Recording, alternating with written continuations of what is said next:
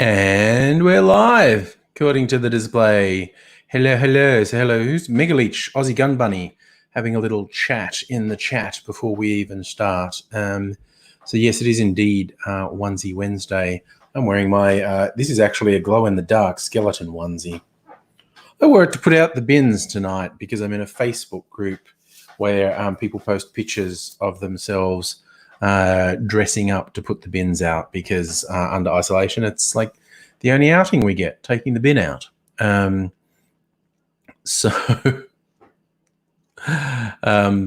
Yes, previously I dressed up in my banana costume and Mrs. Angry dressed up in the gorilla costume, natural enemies, putting out the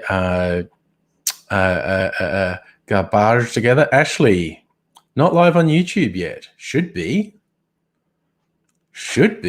What's YouTube doing?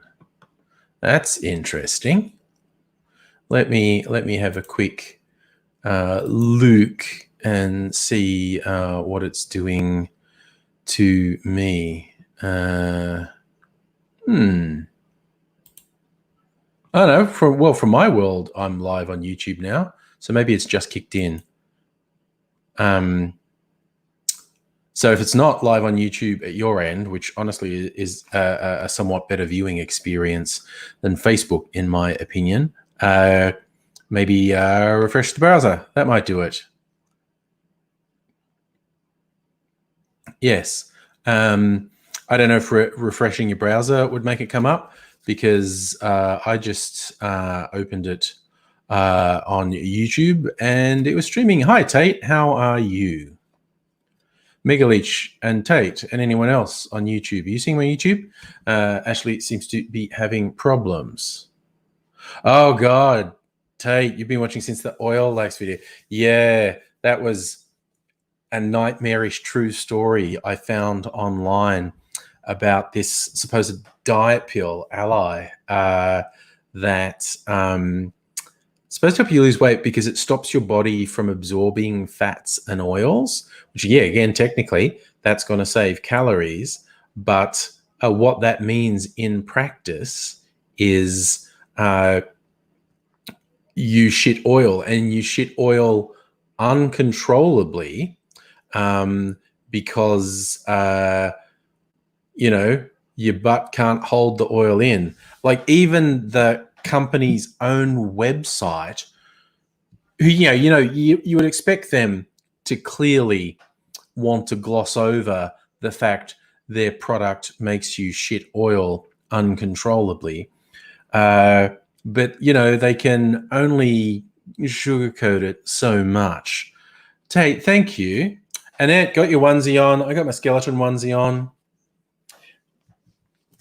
I've been thinking, make a drink. I've got the little bits of the expensive whiskey left from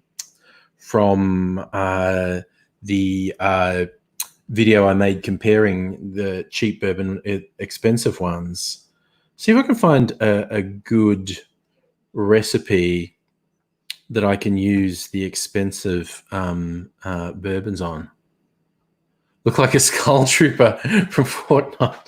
I've still never actually played Fortnite.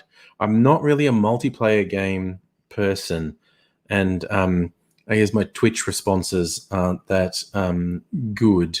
So we've got a not quite perfect gentleman. Okay, rye whiskey, vermouth, cherry hearing. I don't really have all that. God, I like the sound of this one. A Widow's Kiss Calvados, which is apple brandy. They say yellow chartreuse. I got green chartreuse. I know they taste different. I do. Benedictine and bitters. Whoa. There's a brandy smash, Savoy Tango. Coffee. Ew, I don't like coffee. Don't like coffee drinks. Champagne cocktail, an air mail. What's that? Rum, lime juice, honey, and champagne. Champagne with rum. It's an interesting one. Oh, Aussie Gun Bunny, you wish you could drink, got to go to work, move the theatre room, you convert it into your office. Yeah, I'm working from the kitchen. I think I've said that before. The my workstation's behind me there. That's where I work during the day. A lion's tail. That's a good one. Now, of course, predictably, if the bourbon's front and center, they want like 1.5, 2 ounces. And I think I've got half an ounce or maybe an ounce in one of the bottles, 30 mils. So I have to improvise. But this book is just great. We've got to try and find one. A bottle and rye. Oh, wow, that's one of the really rare things, so we won't do that. A Japanese cocktail is apparently brandy and orgeat, which is an almond-based sweetener. Milk punch. That's so weird, having milk in a drink. It's not that weird. I do it sometimes. What's the time for me, Tate? It is 8:05 p.m. on Wednesday. I think time has lost all meaning. All right, so these are all gin ones. I want some whiskey drinks and a lager drink. Cider drink and a vodka drink. Don't like lager though, so I can't really do the I get knocked down but I get up again. God, what was their name again? Gone blank on I was going to call them Splodgenessa Bounds, but they're not Splodgenessa Bounds. They used to play around London at the same time as Splodgenessa Bounds. Tate, you're 5:06 a.m. What part of this fine planet do you find yourself in? Oh, you're a night owl. There you go. I often get people in the Northern Hemisphere or different time zones who are either night owls or early risers or insomniacs, which is nice. Nice to be able to keep you company. So that is a good thing as far as I'm concerned. Gin fizz, a morning glory. What's that? Whiskey, brandy, curacao, bitters. I'm going to have that and forget. I've actually got. Put a bit of fizz in it. I don't usually put a bit of fizz in it. I'm going to do that. All right. This is okay. I'm going to stare. I'm actually just going to do this in my tiki mug. Arkansas. Hello in Arkansas. I hope you're keeping well. I know it can be a bit scary in the US at the moment, not knowing what's going to happen. Annette, what was that? You mean what was the drink I'm going to make? All right, I'm going to make a drink. Very slight variation on this drink. This is called a Morning Glory. Yeah, Tate, legit wonder how long you've been subbed. It must be 10 years or something. They recommend rye whiskey. I'm going to use small batch bourbon, brandy, simple syrup, so a sweetener, just a teaspoon, so a tiny bit of simple syrup, tiny bit of curacao, which is an orange liqueur. So I'm going to put a splash of Cointreau in there, dashes of bitters and a dash of absinthe and a little bit of lemonade to top it. So I need to get my whiskey, my brandy. I've got to get a whole bunch of things and just put a tiny amount of them in. So I think I've got my stirring spoon. Where's my stirring spoon? Yeah, I washed it today. It must be here somewhere. Oh, maybe it's still in the dishwasher, actually. Is it? Is it? This is my jigger. It's in the dishwasher. In the dishwasher. I'm with my measuring jigger. Okay. This had some sort of coating on it when it was new that made it like copper colored, and the dishwasher just stripped it off. Now it's, steel colored, which makes me think whatever the coating was probably really unhealthy, but I don't want to think about it too much. Okay. I'm going to use the last little bit of this one I have, Jim Beam small batch bourbon. So it'll be a slightly understrength drink, actually. Where's my tiki mug? Don't need that. Get my tiki mug. Got my tiki mug, and we want a big bit of ice to go in here. So go to my big old ice cube tray. Put a big cube of ice in there. Whiskey. We want. Where's my brandy? It should be here. I tried to put stuff in places where I'll remember them. So cognac out of the way. I want absinthe. I'm going to put a splash of Cointreau as well. Okay. So let's try and get an organ organised here. Okay, all your drinks. Ooh, fashion stuff about. Okay. Where's my sweetener? Here's my sweetener. Bitters. I need bitters. Just got to get my Angostura bitters. Angostura bitters. All right. Bitters. Okay. All right. Sleeves up. Mean business. Check the recipe once more. Okay. Where are we? Morning glory. So whiskey, ounce of brandy, then just teaspoons of simple syrup, curacao, absinthe. All right. Okay, so I don't know how, actually, might be fun to measure how much I'm actually putting in. It's supposed to be 30 mils. Don't think there's 30 mils of this left. Probably half that. There is, in fact, half that. So this is going to be under strength. That's okay. This is just stir. I'm just going to stir it in the glass. So the little bit of that I had left. Oh man, it's got such a strong aroma. So we got that. Now, an ounce of brandy. 30 mils of our friend brandy. All right. And now the next things are just tiny amounts. So I'm going to use my bar spoon to measure them out. So just a tiny bit of bar spoon of Cointreau. Recipe said curacao. That's just like a different brand. Cheers. Thanks, Tate. Tiny bit of the sweetener, the sugar syrup, using agave syrup. There we go. Just a little bit of that in there. Tiny bit of absinthe. It said just a dash, so I'm just going to be very careful and just put a small amount in my bar spoon. Ooh, I put too much. Maybe that'll compensate for only putting half as much whiskey in as the recipe called for, and a couple of dashes of bitters.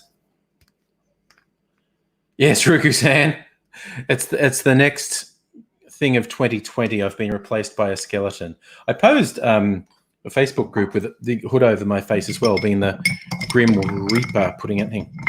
Ooh, because I put too much of the blue absinthe, or I put more of the blue absinthe in than the recipe said. I don't know if it's too much, but it's more. And because that's quite a strong blue color, very artificial, it's made the drink quite murky because everything else is brown or clear. And amber and blue makes a very murky brown, apparently. Not Murphy Brown, the 90s sitcom, Murky Brown. Okay, simple syrup didn't all come off, or the agave syrup didn't all come off this. That tasted weird. Right. Oh no, it's actually not that murky. You see, it's a kind of rich amber color. I just thought it was murky. It's not that murky. I think the absinthe is competing with the bourbon for the aroma. Oh, it actually said top it with lemonade. Just a little bit, not filling up the glass, just a little bit. Little bit of lemonade. And stir. Tate, you think that's huge. It's not that much volume-wise. What was it? 30 mils. It's only about, in terms of volume, before I put the lemonade in, it's only about 60 mils, 2 ounces. I think, and then I put another ounce or so, another 30 mils or so of lemonade in there to top it. Adele, late because the NBN sucks. The NBN does indeed suck. That lightened the, obviously putting some lemonade in, lightened the color a bit as well. So that is actually pretty good. Wouldn't hurt if it had more. It's meant to have more bourbon in it. Meant to have more bourbon, but yes. Oh, nice. You got more gin and a raspberry. Well, okay, for a start, just gin and raspberry liqueur would probably make a good drink. Could maybe try some citrus with it, but I have this funny feeling it wouldn't need it. Say, 2 ounces of gin and 1 ounce of the raspberry liqueur, and possibly a little bit of lemon juice, like half an ounce, 10, 15 mils of lemon juice. That might make a very nice drink. Another thing, if you had mint leaves, I reckon gin with a raspberry liqueur and smash some mint leaves in there. That would be good. I think that would be good. But yeah. Yeah, a little soda and a sprig. Oh, yeah. No, perfect. Yes, those two, bit of soda water and mint. You got to smash the mint and put it in there. Spank it like it's been naughty. That, I reckon that would be a good drink. Is not bad. Not bad at all. I'm trying to think if need to record another video for my cocktail channel. Don't know if I'm going to do that tonight or tomorrow, because again, I want to do some Okay, what I should do is actually decide what I'm going to do, because I did a comparison of the expensive bourbons to your standard Jim Beam with a relatively straightforward cocktail, the Manhattan, and what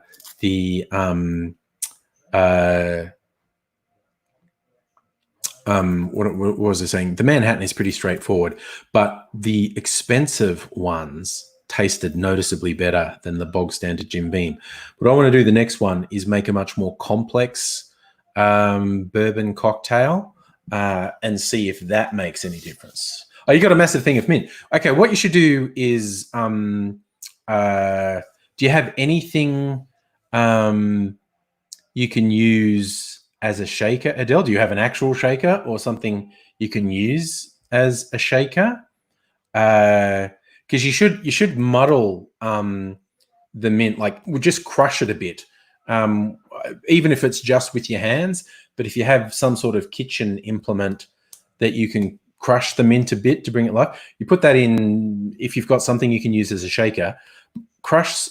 Okay, put some mint in. Here's my tip. Put some mint in the shaker, muddle it, like crush it with some, even if you just crush it in your hands, but with some sort of kitchen implement, crush it a bit. Don't pulverize it, just crush it a bit and start to release the oils. And then put, like 60 mils of the gin, 30 mils of the raspberry, and ice. Yeah, I have a pestle mortar, Tate, that I use for this sort of thing. So 60 mils of the gin, 30 mils of the raspberry liqueur, and ice. And then shaky. And then you want to filter it. So like if you've got a tea strainer, just pour it through a tea strainer, because you want to get the little bits of mint out. But then get another, I don't know, couple mint leaves and, slap them to wake them up and stick them in the top of the drink.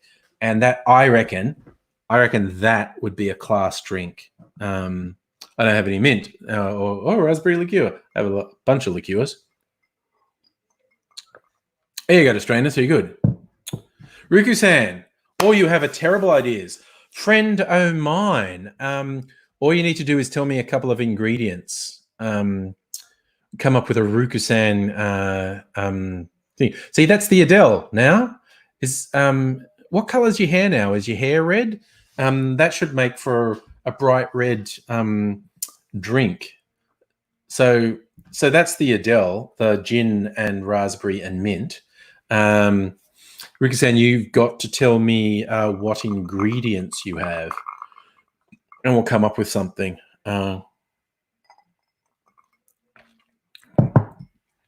Tried to get Aidsy on here tonight, by the way, but technical difficulties with a laptop, which I wasn't expecting.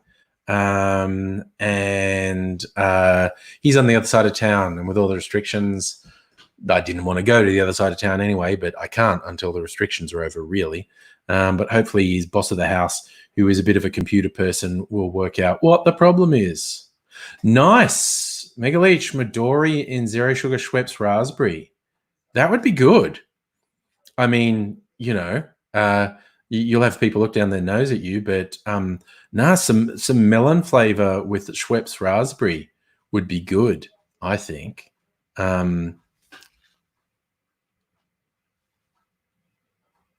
Oh, okay. You are going to go red again, but you shaved your head, so it's the natural brown. That's okay. So if red's your color, this is the Adele cocktail. But people will think that's, if they hear that, that'll, this is the alternative Adele. Raspberry liqueur and gin and mint leaves. Oh, this doesn't take, well, there's not that much alcohol in it. There's only half an ounce of this, which is standard bourbon strength, like 40%. 30 mils of Napoleon. Okay, that's 37%. But there's still only, that's like one shot. So I don't know. This is maybe 2 standard drinks. So this is, okay, I put slightly more absinthe in than I meant to. So let's call this 2 standard drinks. Oh, yes, Megaleech bitters to kick it up a notch. What I was experimenting with today was this vanilla syrup I got, a brand called Monin that a lot of cocktail bars use. But, they have recipes. You put it in coffee. You put it in your dessert. You make cocktails with it. I actually just had some lemonade and put a spoonful of this vanilla syrup in and mix it up. Yum-oh. Vanilla lemonade was very good. I did also do it with Pepsi Max, which is good. Probably not as good as the vanilla lemonade, but it's good. Bitters is great. For those who don't really know bitters, this is the most common one, the most widely known one, Angostura bitters. It's, as you often say, bitters are to drinks as spices are to food. Not the main thing, but takes it to another level. Annette Willies gave you Pepsi Max creaming soda. Been making Black Russians with it. It's really good. I didn't know they were still making the creaming soda one. That's interesting. Oh wait, yes, I did. I think I knew that too. It's like such a, it's a false sweet taste because it's a no sugar drink thing. And sometimes I find it a bit much. Like I've been going just standard Pepsi Max with a spritz of fresh lime juice in it. Oh, fucking great. You invented a cocktail called the Comfortable Fist Up the Arse in your early 20s, and you regret nothing you can still remember. Yeah, the creaming soda, that's got like the lid is a light pink color, isn't it? I don't have, wait, I actually, no, I do have a bottle of it. I actually have a bottle of it just here. I've been getting standard Pepsi Max and having a skirt of fresh lime juice in it, which is friggin' great. Oh, there you go, Kahlua with, that's a really good tip. Kahlua with creaming soda Pepsi Max. Nice. It's all good. So, wait, I should do the everyone join in. Particularly, Annette, are you going to join in? You got a onesie on?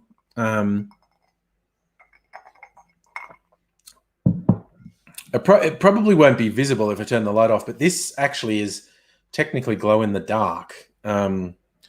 I haven't worn it for a while, so yeah, you suspect that when you wash it, it probably loses some of its glow in the dark thing. So I don't know how effective the glow in the dark is at the moment, and it probably wouldn't show up if I switched out the light. It probably wouldn't show up. I don't think it'd be too faint for the camera to pick it up. Anyway, so I need to find a whiskey drink, preferably a bourbon drink, a slightly more complex one. Morning Glory is a possible, actually. There's the absinthe section, South Side. The Journalist is lots of booze, gin and vermouth. It's a variation on a martini, obviously. It's a martini with a few little extras in it. Ruku-san, yes, I have some Pims over there. I've used Pims in a couple of cocktails and mixers. Okay, so I've got to do the invite thing. So I'll do open season. I haven't done open season for a while. If you got a webcam, you can join in. Oh, I better check something while I'm doing this, actually. Audio. Good. No. It's cool. I've got the right speaker on. Because I had the wrong speaker on for AZ, but then all those terrible technical problems, and he's still having them tonight. A Ricky? Sherry cocktails. There's one thing I don't have, sherry. And it is in a lot of cocktails. A Prince of Wales is whiskey, simple syrup, maraschino, pineapple, and no. Once they start putting fucking champagne, an absinthe frappe. Ooh, this one. How does this sound? We're in the New Orleans cocktails. The cocktail a la Louisiane. Rye whiskey. I'd substitute it for the bourbon. Vermouth, Benedictine, 2 dashes of absinthe, and 2 dashes of Peychaud's bitters. That's a possibility. Or a Creole is whiskey, vermouth, Benedictine, Emer Picon. I don't have Emer Picon, so I can't do that. A lot of these say a Rofignac. It's brandy and whiskey and raspberry and red wine vinegar. Actually, I have some drinking vinegar over there. Chilled club soda. A Vieux Carré. That's a fairly well-known. That's whiskey, brandy, vermouth, just a tablespoon of Benedictine. A teaspoon, I should say. Angostura bitters and Peychaud's bitters. These are all possibilities. A Sealback. Oh, that's a bourbon one. Bourbon, Cointreau, bitters, and champagne. Not going to put champagne. No. The Liberal. Whiskey, vermouth, Emma Picon. Here it goes. Emma Picon. French bitter liqueur is scarce stateside, but workarounds exist. See page 181. What do they suggest as a workaround? Don't trust society. Hello to you. What's a workaround from Emma Picon, which I don't have? Apricot liqueur, bitter liqueurs. Emma Picon. Bigolet China Amer is preferred, as is Bitterman's Amer. Okay. Fernet Branca, Aperol, Campari. Okay, so it's just a bitter. I have a few bitter aperitifs I can put in there. I'm not going to get Sazerac. Oh, I do love a Sazerac, which is really just an old-fashioned with absinthe. That whiskey, simple syrup, bitters, and absinthe. And just the smallest amount of it. Some people say a rinse, and some people just spritz it. I normally put what do they say? Half a teaspoon. So just a really small amount anyway. A Kentucky Buck. It's bourbon, lemon juice, simple syrup, a strawberry, bitters and ginger beer. I don't want that. Oh, Christ, creme de menthe. That's something I don't have. Oh, wait, there's Annette. All right, get Annette in here. Add to the stream. Hello. Oh, Annette's got a hood. This onesie doesn't have a hood. Nice. Onesie Wednesday. Hello. Nice to see you. Literally, in this case. But yeah, there we go. We've got daiquiris. I'm just looking up cocktail recipes. Old-fashioned. We know an old-fashioned. Oh, here we go. Some variations on old-fashioned. Ooh, Megaleech has got a onesie. Megaleech has got a onesie. There we go. There we go. Megaleech with a onesie as well. Yes. Nice. Panda. Hello. Yay, bears. Okay. There's whiskey, brandy, and sugar. Okay. Man, I'm just looking for inspiration for my next cocktail video. I need to make something with bourbon. A Saratoga, rye whiskey, cognac, sweet vermouth, and bitters. That sounds pretty classy. I got the cutest little bottle of bourbon. I have to show you. I'll go get it. I just emptied my little baby bottle of the Jim Beam small batch. That was the one you liked the best in that other drink, wasn't it? Yes. I use that and overproof rum and standard Jim Beam. Yes, Adele, onesies are awesome. And very hot.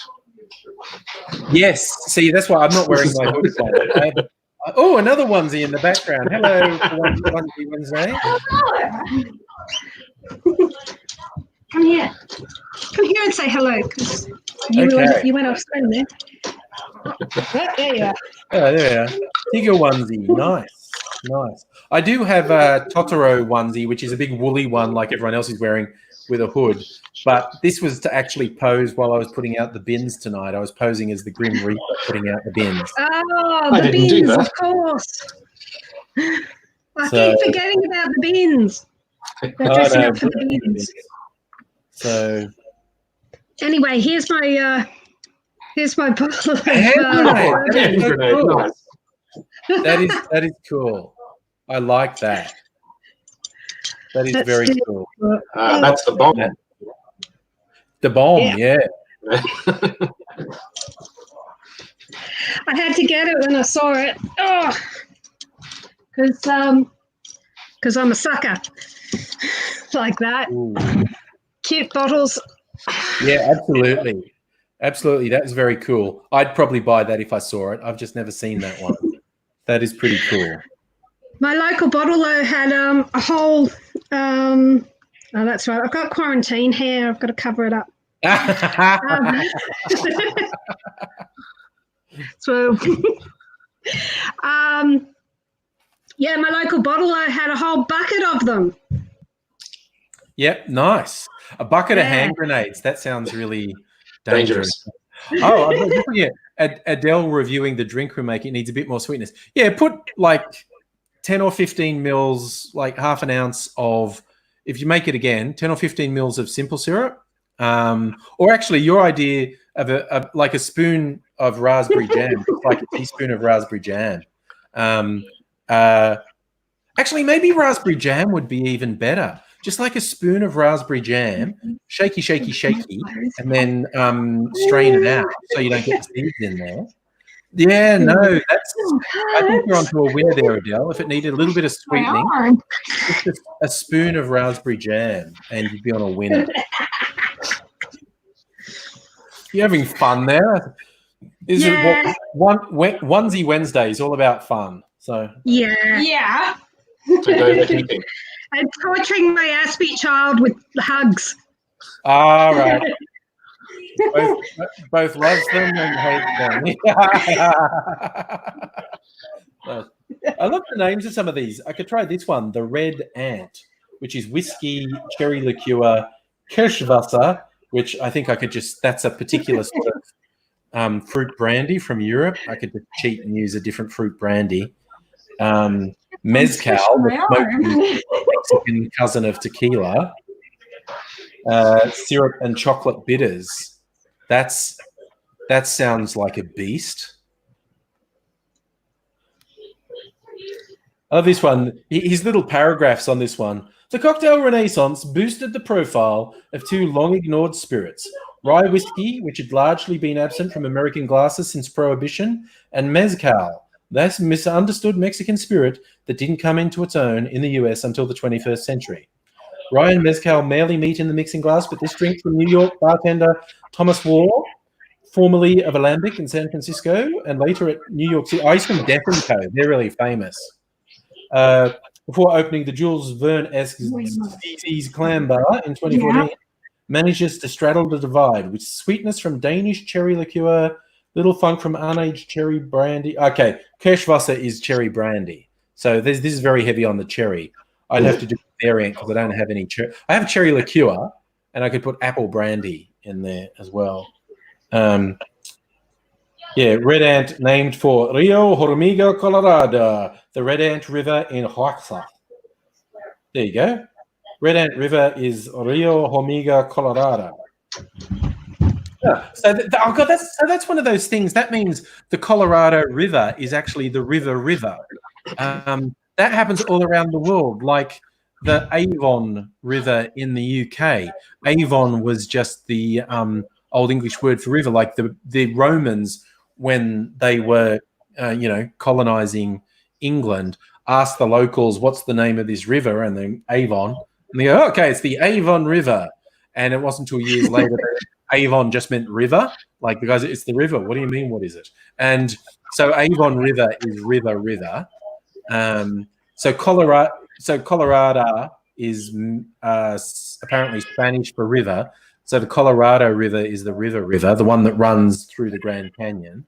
And apparently that's all around the world. There are lots of places where people have named a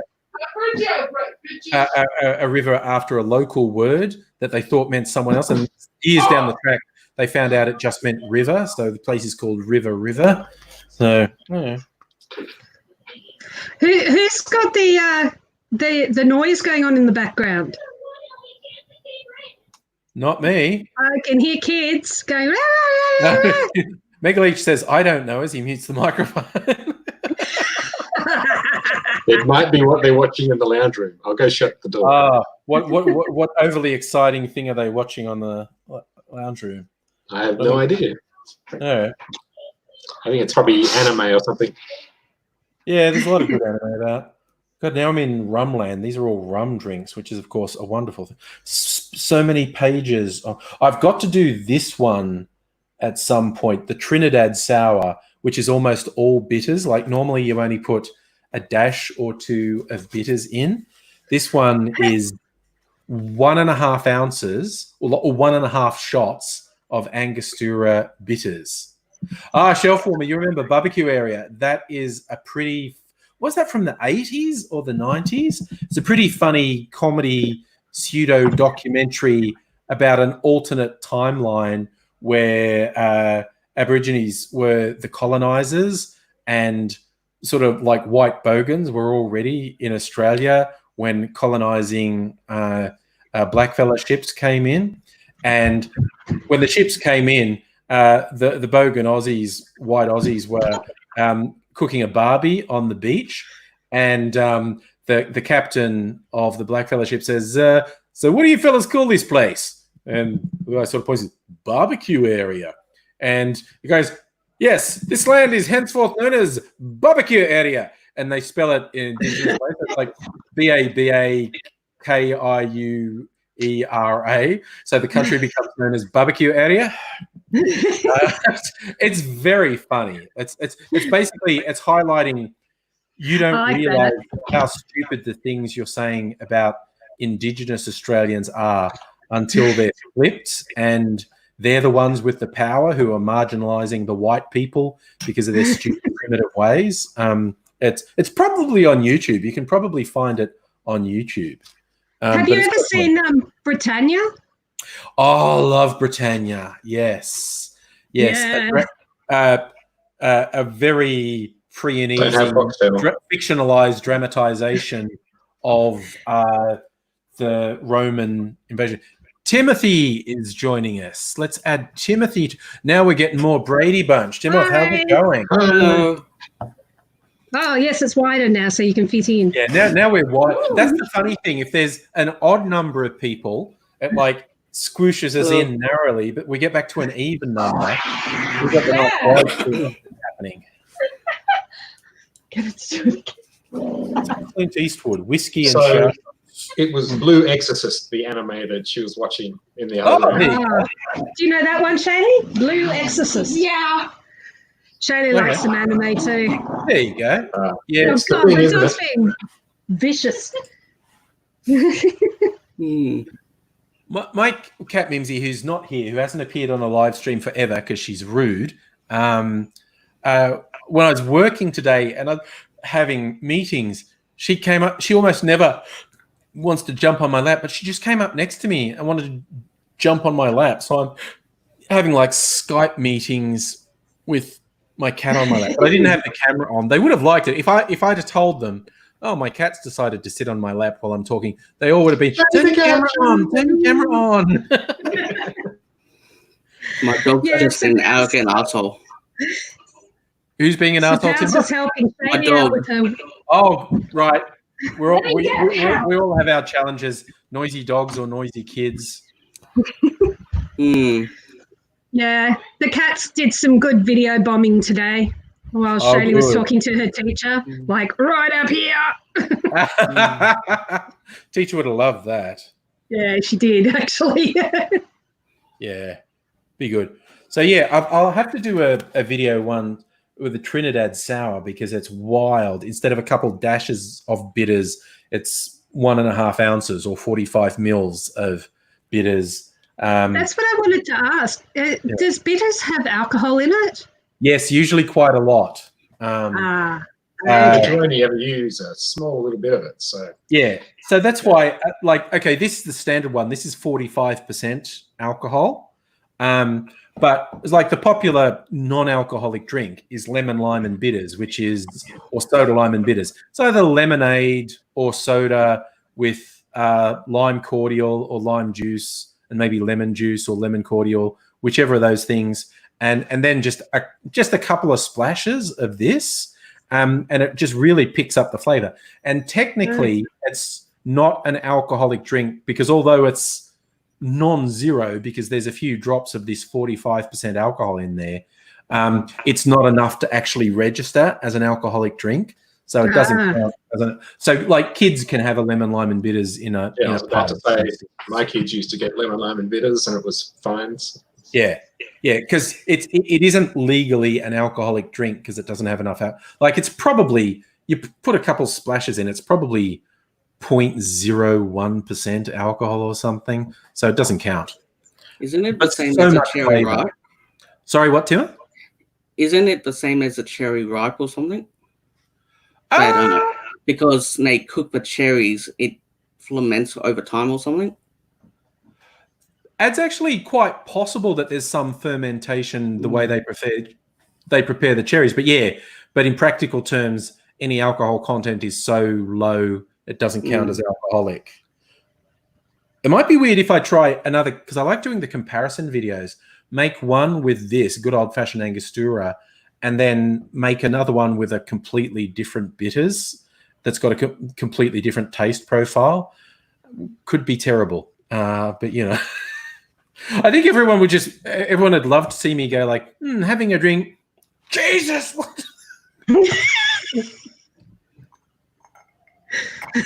I think when I'm making drinks up, people are just hanging out for me to take a big swig and go, oh my God.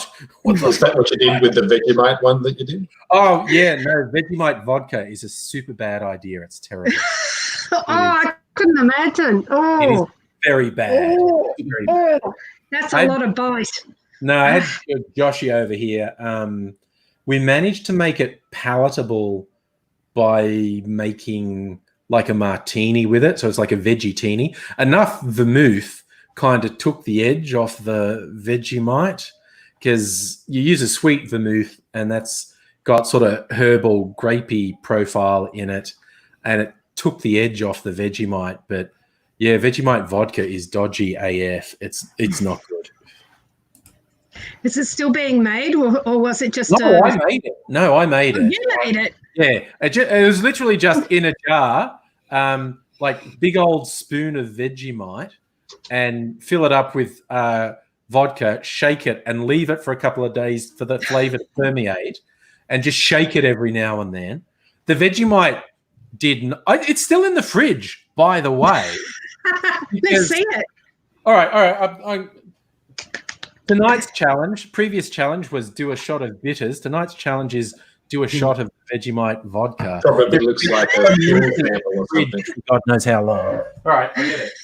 I hope he's got a bucket nearby. Hello to the dog. I think it's in this one. Hey, come here, grumpy bum. What? I think it's in this one. We'll have to let's go. Okay, good night. Good night. Bye. So let's go. Yep, that's it. It's not. It isn't that dark. Absolutely. How long's it been fermenting? Yeah, well, I mean, there's obviously already a spirit, but doesn't smell like it. Just it actually is a reasonably pleasant Vegemite aroma in it. Maybe it's improved with age. Maybe that's what's happened. Maybe it's improved with age. Maybe. It's been in the fridge for months. I haven't touched it in months. Pleasant bouquet. I'll sip and then I'll neck it. Chug, chug, chug, chug. Wait, I don't think this is it. I think that's the sweetener I made. That tastes far too nice, basically. Oh, that's got a Vegemite aroma. Oh, sugar syrup. Sweet. Okay. No, this is actually the sweetener I made with God, what's it called? It's just here. Stevia. Yeah, yes, stevia is a sugar alternative. It's like 100% sweeter than sugar, and this is stevia tea. So I made a sweetener by boiling up some stevia tea and a bit of orange peel. Oh, so this is actually nice. Okay, that was an anticlimax, wasn't it? All right.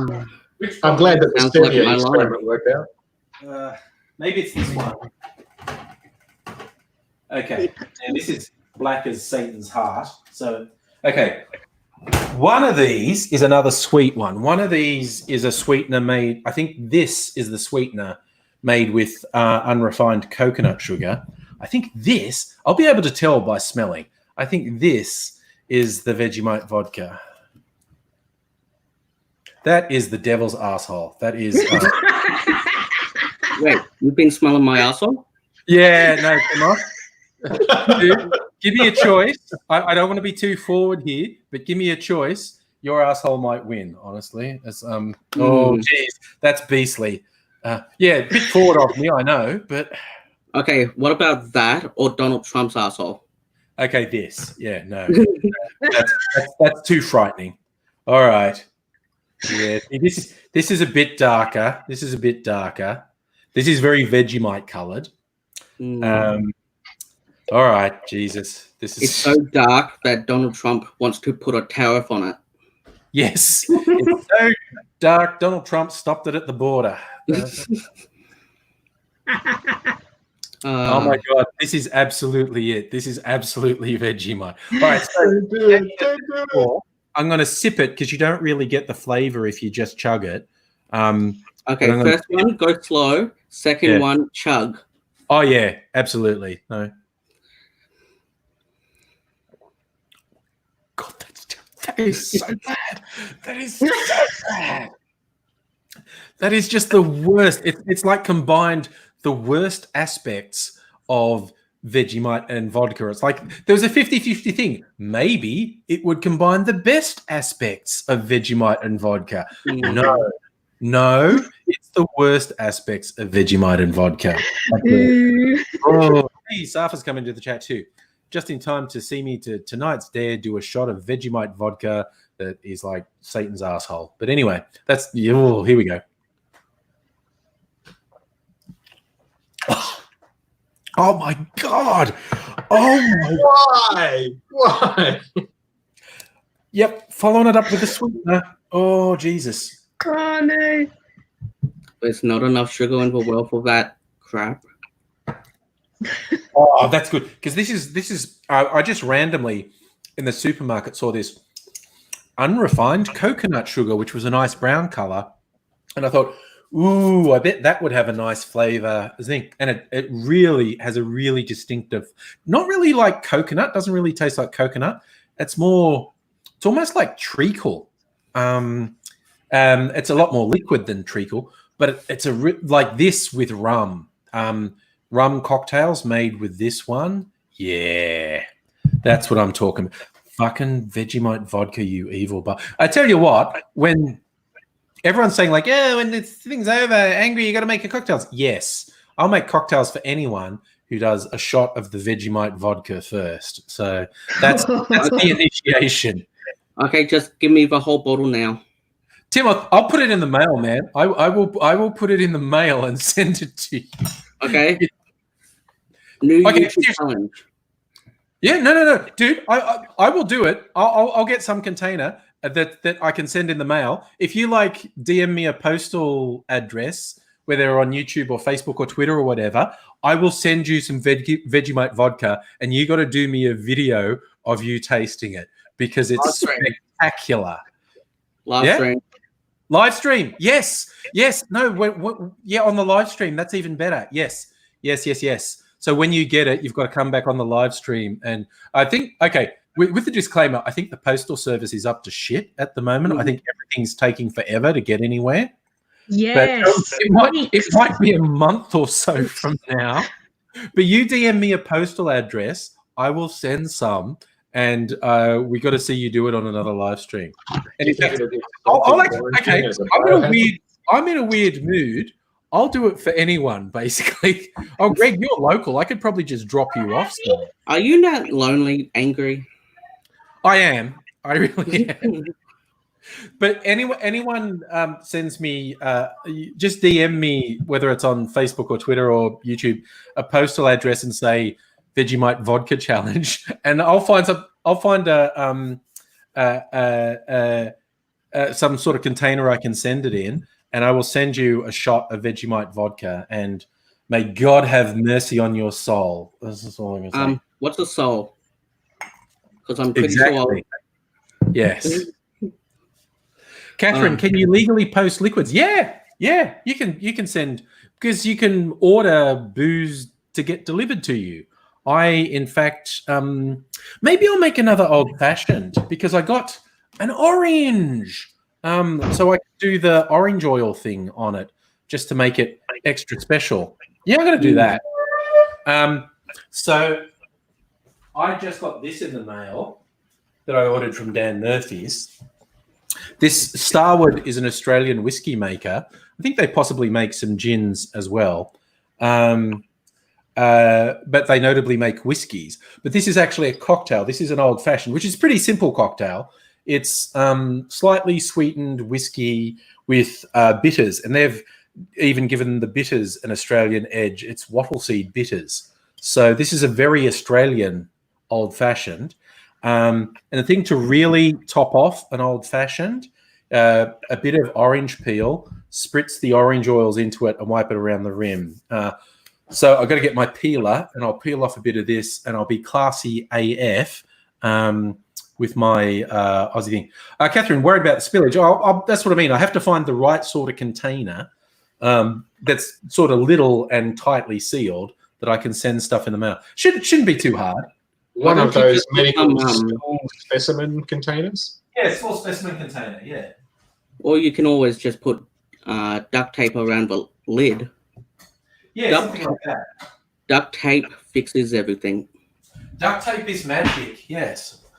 Timoth knows what's going on. All right, so didn't Mythbusters make a boat out of duct tape or something? Probably. That sounds like something they do. All right, so just got to.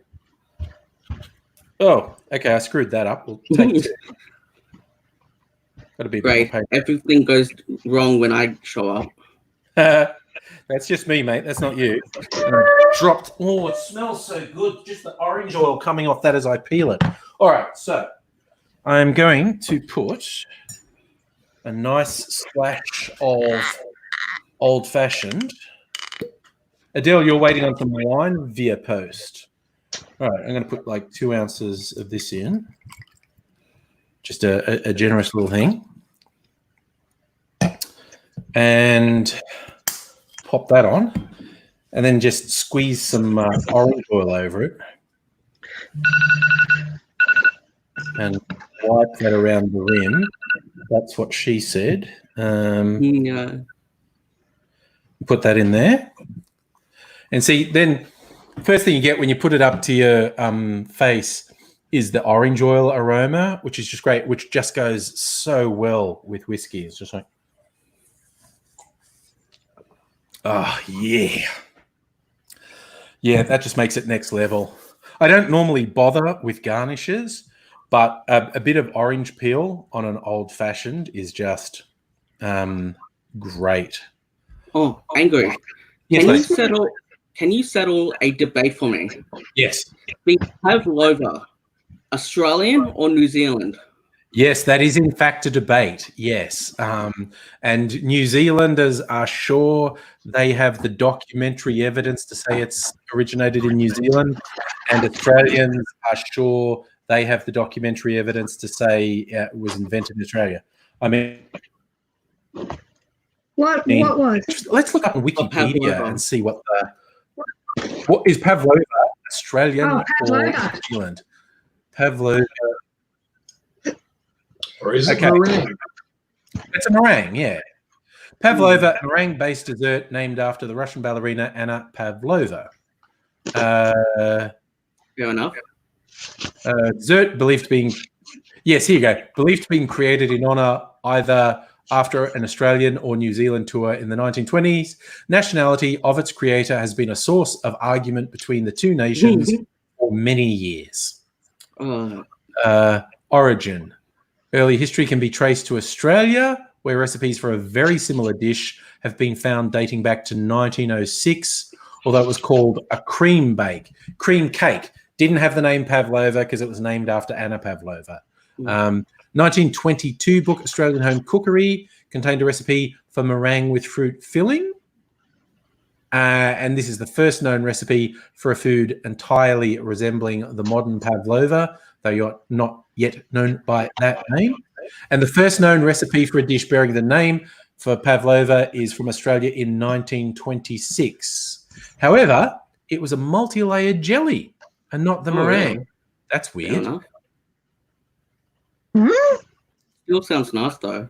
Okay, and then someone else says there's a recipe for a Pavlova cake from New Zealand in 1929. Also, it's not a cake or a jelly. Let's just focus on the air Australian and one. Sugar. Yeah, it's just air and nice. Yeah, Shelf Warmer reckons Mel Gibson invented it. That sounds plausible. Oh yeah, totally. That sounds very plausible.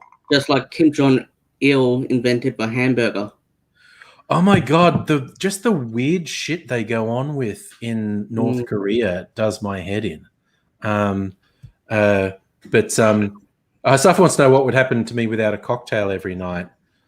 I don't actually have one every night, but I'd shrivel up and die. That's the answer. Probably end up killing yourself out of boredom. Yep. So cocktails are keeping me alive, so I'm going to keep making them. Philip, hello and good evening to you, sir. This also makes me feel good and wholesome. Supporting independent Australian producers. I'm not an alcoholic. I'm a patriot. For the everyday worker. Yeah, exactly. Yes, Philip says me and the drinks. I'm like Bender from Futurama. I always like the line when Bender was having a bad time and Fry says to him, "Bender, you've got to have a drink." No, he says, "You've got to stop drinking. You've drunk too much. Or maybe you haven't drunk enough. I don't know how it works with you." Just like Ralph Wiggum. It's either the nosebleed either started because he picked his nose or not enough. Yes. Did too much or not enough. It's the perennial problem. That might be why I'm fat. Either I haven't eaten enough or not enough or too much. Well, I think it's why I'm fat that I've decided I haven't eaten enough and I just keep eating. So it's I think that's what my case is. Why stop now? Yeah, exactly. It's been a hoot so far. I don't see why I'd stop at this point. I like to believe I replace meals with cocktails. Yes. Now, you think? I believe it's because of this pandemic. It's making me stress eat that food might stop being made. So I'm just bulking up so I can survive longer. See, that is a strategy, my friend. Don't let anyone put you down, you have a strategy and you are going with it. And winners have strategies, is what I'm saying. Yes. So yeah, don't let anyone put you down. That's a winning strategy. So I guess I better hit my mother over the head then. Because she keeps feeding you? Or? Well, that, but she always also says, "Why don't you just eat a salad for once?" And I went, "Well, stop buying me food, woman." Yeah, I have to admit, I am super bad. Like, I almost never eat salads. Try and eat veggies. I used to be very bad. Like, I didn't eat any vegetables. I was so bad. But Mrs. Angry got me to eat veggies. Some people will have seen the video through the magic of a process that's colloquially known as tapping, also called EFT. And there's this weird thing. It's about bloody acupuncture meridians. You tap these different parts while you're saying something, and it can help with stress, it can help with anxiety, but weirdly it can help with food. If there's a food you can't stop yourself from eating, it is actually weirdly effective at stopping you from having that craving. Like, it's amazing. But it also does the opposite. If there's a food that's like a healthy food, but you've never eaten because you think it's gross, it can get rid of that mental block that makes you think that food is gross. And I've done this, things I didn't eat, like capsicum, onion, carrot, a few different fruits, and salads. It's absolutely weird. Like, you start off like, how much do you want to eat this out of 10? And I'd be like, 2 out of 10. I don't want to eat it.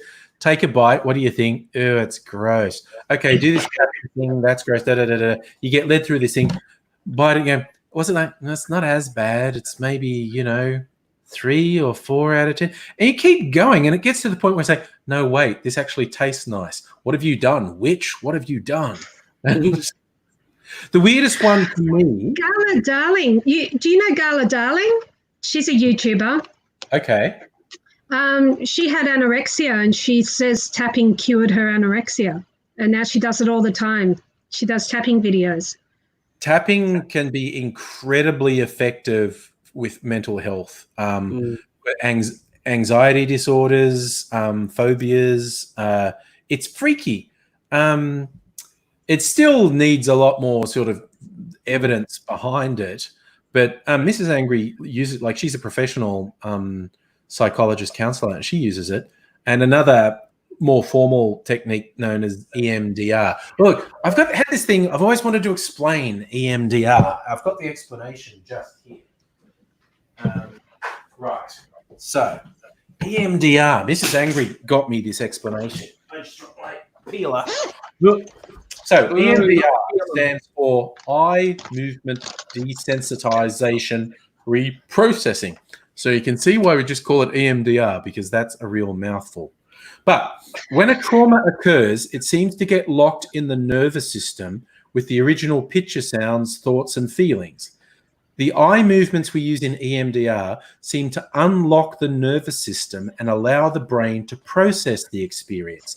That may be what is happening in REM or dream sleep. The eye movements help to process the unconscious material. It's important to remember that it is your own brain that will be doing the healing, and you are the one in control. Like, the World Health Organization recommends EMDR for post-traumatic stress disorder. Like, really? It's amazing.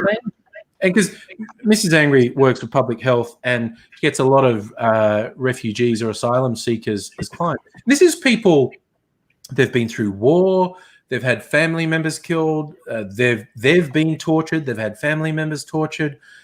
They've got just this life of trauma that they're not able to deal with. And these processes, which again, nice touch, completely drug-free processes, have actually helped people process the trauma. You don't forget it. You don't forget it happened to you, but it stops having that visceral power over you where you have flashbacks and panic attacks and anxiety. It's absolutely mind-blowing stuff. Like, I mean, I'm really lucky.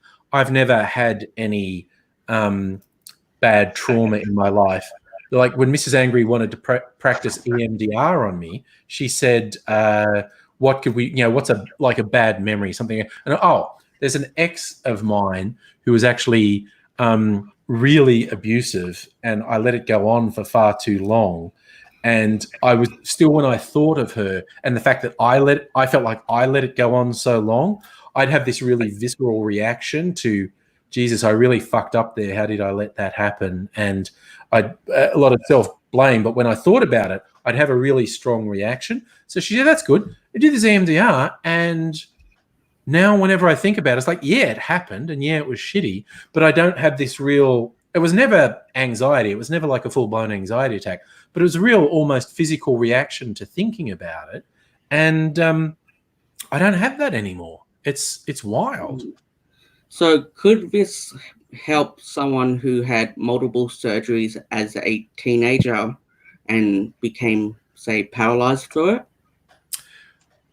Help with paralysis, or just help with during my teen years, I had to have multiple surgeries on my spine to fix scoliosis. Right. And before my second surgery, I had a fall at school at 15 and a half or something. Yeah. And one of the rods actually broke in my back, caused me to become fully paralyzed, and doctor said I'll never walk again. 2 years later, I'm walking again. Good man. Then I had to have a third surgery. Yeah. A few days after my 17th. Yeah. And my shrink thinks I have a form of PTSD from being intellectually disabled and not understanding what was going on at the time. Yeah. That sounds absolutely plausible. No, for that sort of trauma, for PTSD and other trauma, and even just anxiety and whatnot, it absolutely works. If you were able to find a proper practitioner who did EMDR, then it would absolutely help. Like I said, the World Health Organization actually recommends it for trauma, and so and that compounds like things like what used to be known as borderline personality disorder, which I understand the formal way to refer to it now is something about complex trauma, because post-traumatic stress disorder complex. Yeah, it is a form of PTSD. It just manifests differently. Like, some mental health issues are actual brain chemistry issues. And I think people thought borderline personality disorder, which is why it had that name, because it was like in the borderline of a couple of schizophrenia.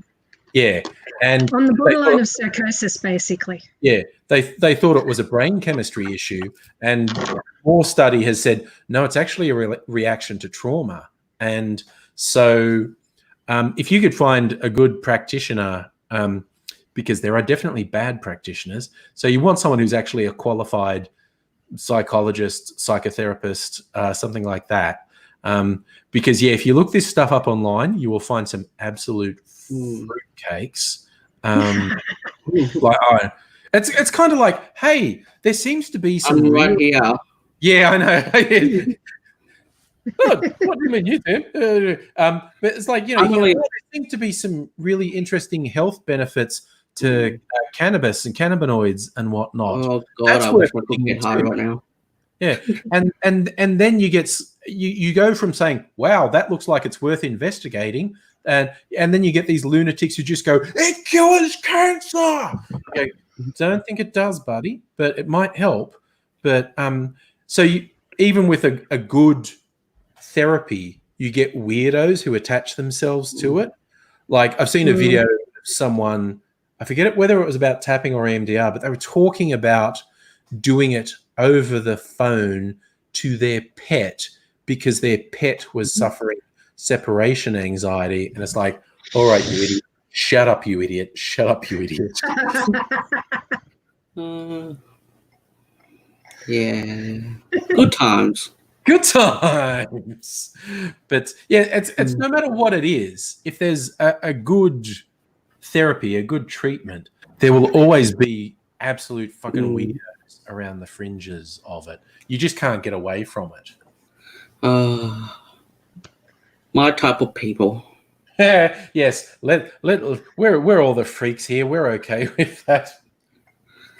I think I heard something in the Queen movie, where for the people in the back that don't think they belong to anyone, we are for them. Mm. And it's like, that is so me. Yes. I am the weird one that weird people say, fuck off. Yeah. Even the other weird people are a bit unsure. It's like Joseph Stalin going to Hitler going, man, I like what you're doing with the like no one allowed in our country thing, but that whole killing your own citizens, just because of one little thing, it's like, nah. Yeah. Yes. Still two like evil people, of course. But... Yes. Oh yeah. But it's kind of like even some people make mad dictators pause and go, "Ooh, buddy, calm down. What's that about?" AKA Kim Jong-un. Oh yeah, he's just weird. Yeah. I always refer on these live streams to one of my favorite podcasts called Behind the Bastards, where this guy does research on, as he says, the worst people in history. And he tries to find out stuff that you maybe don't know about them. And then he has a comedian come in to sort of riff on the research that he's uncovered. And very, very good. But he does some very weird stuff in it. Like Hitler being into scat. Yeah, that one's not necessarily true, but Hitler was into weird romance novels. So I actually heard one where Hitler, one of his parents or grandparents was actually a Jew or something. Yes. Well, yeah, I've heard that one. So we're never really sure. There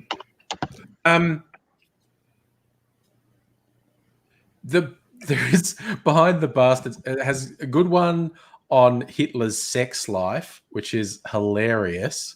Is this on YouTube? No, it's a podcast. So just like on Apple Podcasts or Spotify or whatever you listen to podcasts on. But yeah, he's done all the big ones like Hitler and Stalin and Mao and whatnot, but also quite obscure things. Michael, guten Tag, lunchtime, soon be guten Abend. I don't know the word for lunch. I remember like half a dozen words from high school German, and lunch is not one of them. So I can't wish you a happy lunch. Behind the Bastards. It was the first thing that came up. Yeah. It's really worth like my kind of thing. Yeah, the episodes go for an hour or so, and there's hundreds of them because he's been doing it for a couple of years, and there's hundreds of them, and they're very funny. But they're also interesting because he really does the research and finds out stuff that you probably don't know, and you feel better off. Michael saying, "Don't mention Zavor." Definitely the best episode of Faulty Towers with the German tourists. It is. Faulty Towers. I love that show. Yeah. And Basil's got a concussion. Awesome. He's being even worse than usual. And with the Germans in there, and he's been saying strange things about the war, and then runs out of the room, and he's saying to Sybil, "Go in there and look after them. Don't mention the war. I did once, but I think I got away with it." Totally didn't. Michael's helping me out. You know, every time I go onto YouTube, and the first thing I get is you know, a certain YouTuber, nobody you'd know, I suppose, but they're after her. All the other YouTubers are totally going, you know, blank blank is worse than we thought. And stuff like that. Yeah. So YouTube drama. YouTube dramas. But, I mean, I've listened to a few of these, and they're all like, "She's a gossip columnist." Oh, really? Like you? Oh, no. You know, like you talk about gossip and you give your opinion on people you don't know. Yeah. Oh no, someone has a different opinion than me. The heavens are fallen. One of my favorite web comics, a really weird one where they're just stick figures, XKCD. One of his classic ones from years ago was like someone's banging away on their computer and they're presuming that's their partner, says, "Just come to bed already." And he goes, "I can't. Somebody is wrong on the internet." Yeah. Adorable. Yeah. Just getting fixated on arguments. There are so many videos attacking me on YouTube. It's absolutely fucking hilarious. I've never watched any of them because it's just like, why would I? But and because so many of them are really long as well. It's going, I'm not going to waste 15 minutes of my life of this idiot who can't even make his point. So like, angry Aussie sucks. There you go. It's a 5-second video. You're done. That's all you need to say. I betcha. Yeah, these go on and on. They've got research. Sorry, what was that, Timothy? I betcha in real life, angry Aussie isn't an Aussie or angry. Well, I used to get that complaint all the time that I wasn't an Aussie, which is very weird. So half the time they're saying, "I don't think you're Australian," and then someone would say, call me a bogan, like I would think that was an insult. And I was like, dude, I grew up in Dubbo. Bogan's the least offensive thing people say to me, okay? It's just like... Well, if you listen to the Flat Earth Society, all of us are trained actors. Oh, yeah. It's not real, yeah. Yeah. Yes. You Humans know are not how real. the American right-wingers, they have that word they say instead of the Jews, they say the globalists, by which they mean the Jews are running everything. So they go, the globalists. They're so dumb and they're so lacking in self-awareness. I find it hilarious. One of them, a really high-profile one, is like, yeah, we're going to fight the globalists. We've got people all around the world. We're going to get this network formalized and we'll be all over the world, all of us together around the world fighting the globalists. And I'm like, what? Wait, if you're hooking up with people around the world, doesn't that make you a globalist? I'm confused. But they're so weird. They're not very bright. That's the big thing, particularly with the American loudmouths who have managed to get their face in the public. They're not very bright. It's most of them are just opportunists. Oh, absolutely. And, it's all energy and not much intellect. Yeah, absolutely. One of the best takedowns. Does anyone know the English YouTuber with the username H-Bomber Guy? Sounds familiar, but I don't think so. He's very good. Left-wing YouTuber. He does, and he's really into gaming. So some of his videos are about gaming and some are about social issues. And he had one ripping on Ben Shapiro, who's a complete fucking moron. But the best takedown of Ben Shapiro I've ever seen, because he's got this false wall behind him. I think it's just made of balsa wood or something to make to block out his bedroom for when he's making videos. So it's like a fake wall behind him. But anyway, he's saying, now, for instance, here's Ben talking about global warming. And Ben Shapiro talks like this, it's very nasal, talks really fast. So maybe let's just say the ocean level's do rise. What if the ocean level's rise? People say it's bad. Do the ocean level rise 2 inches? Let's say a foot. Let's say the ocean levels rise a foot. And you're saying, oh no, all the people in their homes are going to be inundated and it's going to be terrible. Well, they can just sell their homes. And so he said this with a straight face, like he was making a really good point. If coastal cities get inundated, it's not a disaster because people can just sell their homes. And then from that video, it cuts back to H-Bomber Guy's set, except he's not on there. And then you hear this banging noise and bang, and it goes on for a few seconds. And then suddenly, like, it breaks through this wall, which is just like particle board or something, with a meat cleaver. And he just smashes a hole through the wall and sticks his head through and goes, sell their homes, Ben. Sell their homes to who? Fucking Aquaman. The dolphins. Lost City of Atlantis. Yeah. They just say the dumbest thing and then go, ha-ha, checkmate, liberals. And it's like, what? What? No. What are you doing? Hi. He's back. You're going to show us some art. Is that I some wanted art? to show Mum my eye. It's not finished yet. It's just the beginnings. Okay. It's right. just the head. That's what she said. Sorry? What? I'll just mute you. Okay. Yes. Okay. Consulting on family artworks there. Actually, it's not what she said. That'd be what he said. Just the head. Just the tip. Sorry. Bad. Was Michael saying another cute thing about the alt-right? Repeat. Yeah, they do. They repeat the same phrases and talking points. And then they say, the left is just sheep. You're sheep. And that really sad meme they tried to do for a while that they call NPCs, because NPCs, non-player characters in video games, just repeat the same phrases over and over. And they said, yeah, the left are just NPCs. They don't say anything real. They just say the same thing over and over. And their method of scoring a massive point with that is for them all to use the same meme. And it's like, what the fuck? It's just like, what? Oh, guys. It's just like, when you're sitting there literally doing the thing that you say is a dumb thing to do, that it's a straw man saying that's what the left do, but then you're actually doing it, does my head in. Absolutely does my head in. Which is why I love the videos. Yes. A-grade projection. Yeah, it's projection. Yeah, that's perfect, Megal. It's projection. You basically say what everyone's thinking. I just noticed Shellformer saying there was going to be a US version of Faulty Towers without Basil, so without John Cleese. Oh, God, no. There are so many, like Trump Tower or something. Trump Tower. Yeah. Probably.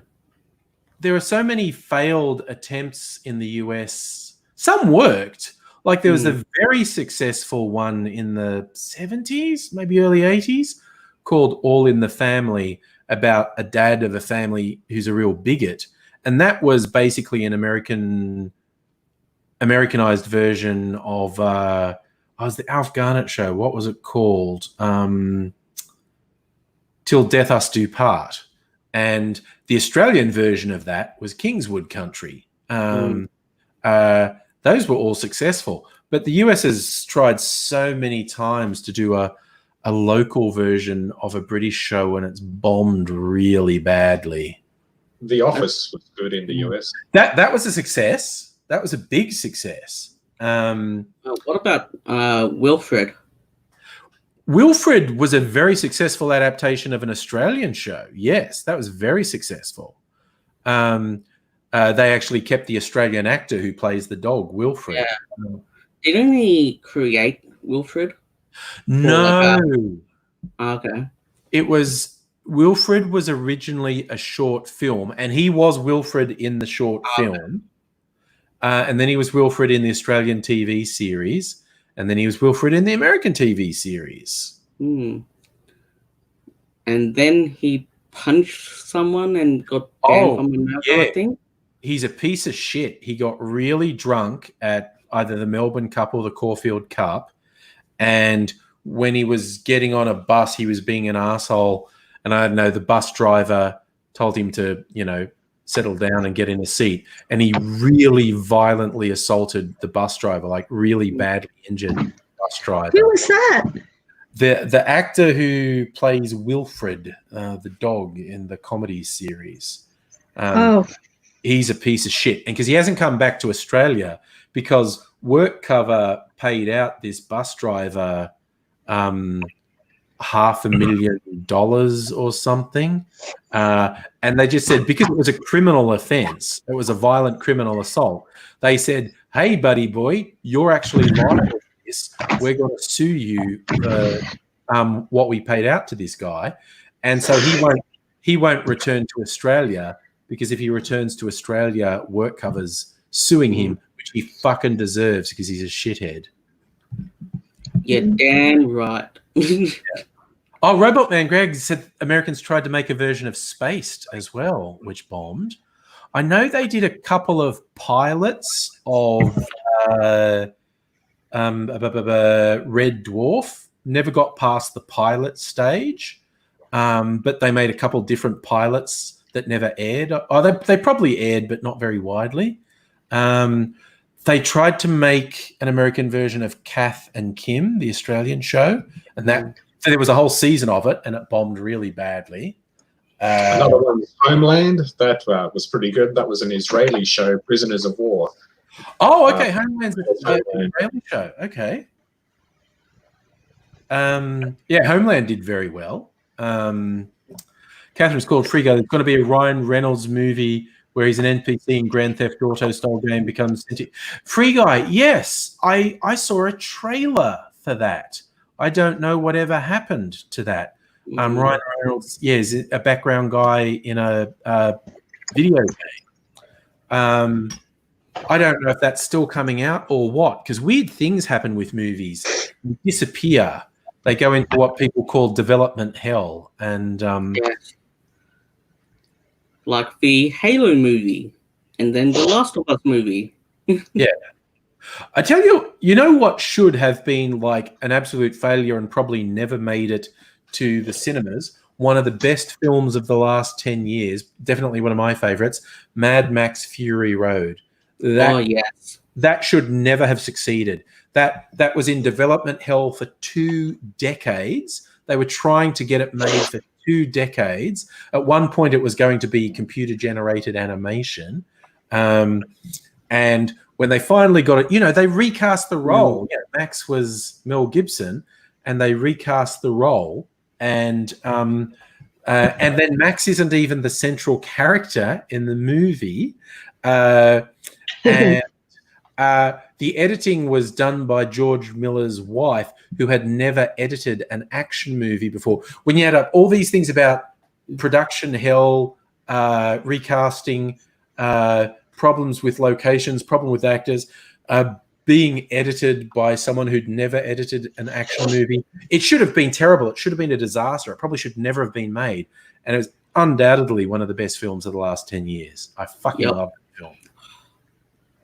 Sartha, is there a 4K Fury Road? I would bet lots and lots of money there is. Yes, it was filmed in Africa. George Miller wanted to do the standard film in the Australian desert, and then it rained. And when it rains in the Australian desert, all the flowers bloom, and it looks beautiful. And he's like, that's not the vibe I'm going for.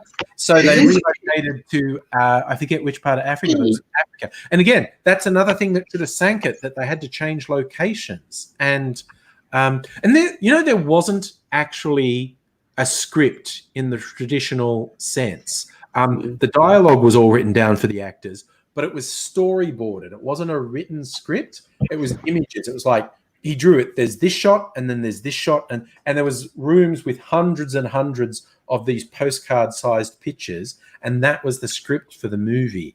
And because it was just a visual movie, and the making of stuff's great. I got Mrs. Angry got me for Christmas a couple of years ago the version they call it's a box set of all the Mad Max films, including Fury Road, and the Blood and Chrome version of Fury Road, which is high contrast black and white. It's the same film, but it's in high contrast black and white.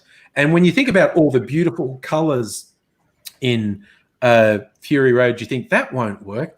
Fuck me, it does. It's a different experience watching the black and white version of it. It's such a good film, and there's hours of making of stuff which I love. That thing with the pole cats, the guys on the big bendy poles, they were either Cirque du Soleil or the equivalent of Cirque du Soleil. They were circus performers, and someone found them and said, "Oh yeah, there's these guys who can do stuff on the end of poles. It would look really cool." And George Miller said, "That sounds cool." Got them in, and they said, "Like, here's our set. Here's the cars. Our idea is the poles are on the cars, and you're doing stuff while the cars are moving. Like, you'll be strapped in and stuff, so you can't fall off." And they said to the performers, "Does that sound cool to you?" And they went, "Yeah, we'll do that." And they said, "Okay, I just want to see what it looks like. So all the cars are going to drive through the desert. You guys, and the cameras are going to be here." And he had no idea what it was going to look like. And he thought they might go, 15 degrees either way. And these fucking guys were going 180 degrees on the poles. And George Miller, apparently, he's just watching, going, fucking hell. Look at them. And yeah, no, that was written into the script just because someone thought it would be cool. And then he said to them, we want you to do a thing. Will you do a thing? And they said, we'll do a thing. He said, let's do a test shot. And then they just went for it. And George Miller's just going, holy shit, look at how that looks. And, that wasn't particularly planned. It was just like, it would kind of look cool if these guys were on poles. But the guys on poles were madmen. They were just like, yeah, I'm in a moving car going 180 degrees. It's just like, I still haven't seen that movie. Oh, it's really worth it. Safa, the black and white version was on a special edition. I think they call it black and chrome. I think I just said blood and chrome, but I think it's called black and chrome. Look, I'm going to get the box set so you know what it looks like because it's beautiful. I'm going to show it to you. So you guys talk amongst yourselves. Sup? The ceiling. Are you sure? Because... Oh, wait. Yep. Sorry. Dumb joke.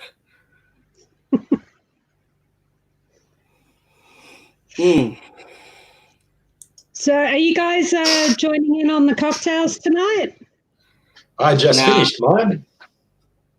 I don't drink, so... That's a big cup. I'll just straight out of the bottle, all classy. I watched too much of the news today. That's why. Fair enough. What the fuck is your president doing? Honestly. Wait, Trump is like scary guy. Like, what? Every time I turn on the TV, it's like, what's happening on the Trump show? Shit, not again. Yeah. He says one thing one day, the opposite the next day. Then he puts on some kind of promotional thing about how he's doing better. And then he says, no, it's not about me. It's about them, about the good people. And I don't know. I'm surprised someone hasn't killed him yet. There's 500 million guns in America, and yet no one has thought of killing him yet.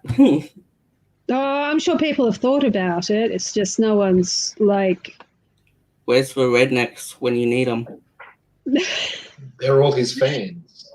Unfortunately, isn't there at least one good redneck? I wouldn't know. I'm Australian. Yeah. Same. Megalich, I thought you were American for some reason. No, Tasmanian. A Tasmanian? Oh, yeah. Where's your second head? There it is. The kids want me to get Totoro onesies now. Angry's got one of those, I think. So. Yeah, it's a bit hot for this in Melbourne. Very hot, yeah. Yeah. Yeah. Okay, after all that, I can't find it. It's somewhere on the shelves. But I did find, because I got two things. I've got the Mad Max High Octane collection. This is all Mad Max films. So it's the original Mad Max 2, aka The Road Warrior, Beyond Thunderdome, the one with Tina Turner, Fury Road, and then 3 discs of extra features. And God. Oh, no, this is the black and chrome one. Sorry, black and chrome on Blu-ray. Sorry. God, I've gone mental. Join the club. But you can just, I think you can just get black and chrome by itself, like on 4K and Blu-ray. But this box set, all Mad Max films, including the black and chrome version of Fury Road, and then 2 discs of extra features, just hours and hours of extra feature, and I love it so much. This is Blu-ray. You can probably get it on DVD as well. You can probably get it on 4K as well. Angry, how old were you when you first saw the first Mad Max? The first one, I saw it on home video, because it was R-rated, and I was too young to go see an R-rated movie. And so I saw it on early 80s when I was in high school. So somewhere between 82 was probably the first time I saw it, and it had already been out for years at that point. But as I could just get away with hiring it on video by about 1982. Hold on. What is home video? Yes, exactly, right? VHS, my man, VHS. Yeah. Shut up, boomer. You know? Yeah, boomer. Angry door. Next, Gen you're X, please. Next, you're going to say Laserdisc. Oh, I had a Laserdisc player. Laserdisc. Boomer. I want one just for the sake of having one. I see. I think I saw, I'm not 100% sure because I just looked up. Mad Max 2 came out in 1981 and it was only M-rated, even though it was actually in a lot of ways a lot more violent than the original. I think I saw Mad Max 2 before I saw the original Mad Max. I'm not 100% sure, but I think I might have seen Mad Max 2 before I saw the original. But oh my god, the original, it's the psychological violence and the implicit violence in it. Because I was 12. Yeah, it's the original one where the tough guy, Max, handcuffs the bad guy to something that's going to explode and says, like, this is going to explode in 5 minutes. That's right. Here's a hacksaw. The handcuffs are made of high tensile steel that will take you 10 minutes to cut through. If you're lucky, you can cut through your arm in two. And it's just like, that's 20 years before Saw. That's 30 years before Saw. And just, that was the first one to do that. Just like, I'm going to put you in a trap, and the only way you'll possibly escape is if you cut your own arm off. And it's just like, damn. Yeah. I think I saw Mad Max 2 before. See, and there's a lot of there's much more stunts and sort of overt cartoony violence in Mad Max 2, but it's not that really dark, brutal shit that's in the original Mad Max, because that's just really dark. Gritty, the first Mad Max. And really kind of realistic. Yeah. Oh, it's just shot out around fucking Geelong. So, where do we have a place that looks like society's breaking down? I don't know, Geelong? Yeah, okay. Yeah. So I just read that the next Mad Max Furiosa is in development as of March 2020. There you go. Well, they one. had lots of options that they could revisit Furiosa. Another two. Because the other one they were talking about, the working title was just Tales from the Wasteland, because if you're a Mad Max nerd,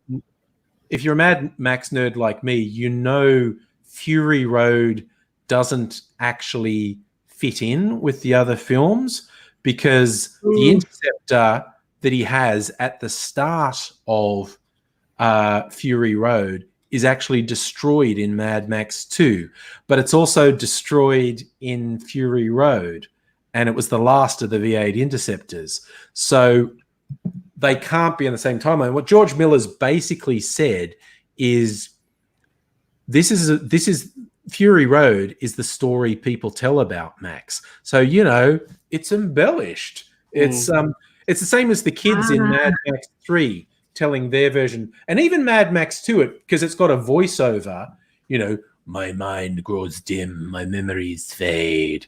And then at the end, you find out that's the feral kid. When they all escaped, the feral kid goes, you know, we escaped to the coast. I became the leader of our people. But as for the road warrior, we never saw him again. So what George Miller has said is these are basically folk tales. So they don't actually have to fit in completely logically, because that makes sense. Yeah, it's the folktale version of what Max did. He wrote the countryside, kind of like Chinese. After the feral kids. You're saying Timothy's saying Chinese whispers, yeah. Yeah. Safa wants to know what all us boomers did with our VHS collections. Threw them out, buddy. At a certain point, you just throw them out. Still have mine. I've still got an enormous amount of physical media. I've got hundreds of discs in there. I haven't watched. We still have a working VHS player, so Yeah, I have a computer with a working floppy disk drive just in case I need it. But I went through this phase of just really liking DVDs and wanting to have. I like physical objects, and so I've got hundreds of DVDs, and about a third of them I haven't watched. Somewhere between a quarter and a third. I've got dozens of movies that I bought and paid money for, and I haven't watched. They were all on special. I got them on a whim, like, that's a great price for that movie. I'm getting that. I'll watch that one. And I used to always say, the time will come when I'll be stuck indoors and, I'll be sick or something, and that's when I'll finally watch them all. Who's crazy now? And now but have you done it? No, because I'm still working. And now you're live. Like a... Go ahead, David. Oh, sorry. Now you're live streaming on the internet to a bunch of weirdos. Yeah. I know who my people are. That's all right. Yeah. So it's a bit like the preppers in the United States. Yes. Prepping for 2 decades, and finally they have a chance to use their stuff, and they're all out going, "I want a haircut." Yeah. That's my favorite one. The preppers saying, "This is the slacker apocalypse." Yeah. Preppers saying, I can survive for a year on my rations, but I can't survive 2 weeks if someone actually tells me to not leave my home. I just know, sorry, Michael's asking how the corona is developing in Australia because it's doing okay in Germany. We're doing super well, man. Like, it's stunning how we were just on the edge of it looking like we were going to get bad, and we got it under control. Like, if I do the magic numbers, as I am obsessed with doing, I shouldn't do it every live stream, but I'm kind of obsessed. So if we look at the official figures from Johns Hopkins, US is up to 825,000 cases. The world's up to 2.5 million. US is determined to be a third of all cases. So if I get down the list, USA number 1. Trying to find Germany. Okay, I missed it, I think. But Australia's got 6,500 confirmed cases, and Johns Hopkins says 67 confirmed deaths. I know local media has actually said it's like 71 or something. Do you know what I heard today? Yeah. Angry? What did you do? I was either on SBS or ABC, so it was pretty reliable. Yeah. There was a doctor in New York who is Australian, but, working there, doing the thing. Yeah. He said that strokes are up, and they've got a theory that this virus isn't actually a respiratory virus, it's a blood virus. Oh, that'd be fun, because there is so much we do not know. There is really so much. Out of the people who have recovered, there's a lot of strokes. And a lot of kidney failure and things like that as well. Kidney failure people. The ACE2 receptor that it attaches to, there's a lot in your stomach tract as well, and so it doesn't just get into your respiratory system; it can get further. So, so the extent of what COVID is going to end up being isn't fully known yet. Yeah, no, we really don't. Like, there's this aspect of recovery that a lot of people are having problems with their organs that they never expected as well. So they think there's going to be a lot of rehabilitation expenses as well. Yeah, I heard that in children, there's a symptom where they get these spots on their feet. So that's hardly respiratory. Wow. That's unconfirmed though. I just heard about that. Yeah, I know. There's lesions on legs. Yeah, so just gonna say good day to David as well. So we were talking about Germany for Michael. 150,000 cases, 5,000 deaths. So in terms of death rate, that is actually quite good. That's only a third of 1%, as opposed to the UK with 130,000 cases and 17,000 deaths. That's over 10%, which is fucking terrible. Am I right? No, sorry. If it was, let me go. If it was 10% in Germany, it would be 14,000. Yeah, so it's about 3%. It's Germany has about a 3% death rate on the official figures. Australia has about 1%, I think. Where are we? Australia. Yeah, we've got about 1%. And we've got a less than 1% growth rate at the moment. Oh, yeah, we're doing so well. Now, the Google one that says the infection rate is interesting. It says Germany has 1,785 cases per million people. For comparison, the US has 2.5 million cases per million. Spain has 4,500. So Spain's like 3 times worse than Germany. Italy's like twice as bad as Germany. UK has a higher infection rate than Germany. France is about the same as Germany. And if we find our way down to little old Australia, where are we? It's hard to find. There we are. Australia, 259 cases per million people. So in terms of rate of infection, Germany is about 6 times worse than Australia. So, God, we're doing well. It seems like a terrible and mean thing to say, but we're doing freakishly well. Isn't Australia always been good for their medical expertise or something? Because we're particularly good. We're particularly good with emergency and accidents, and not very good with mental health.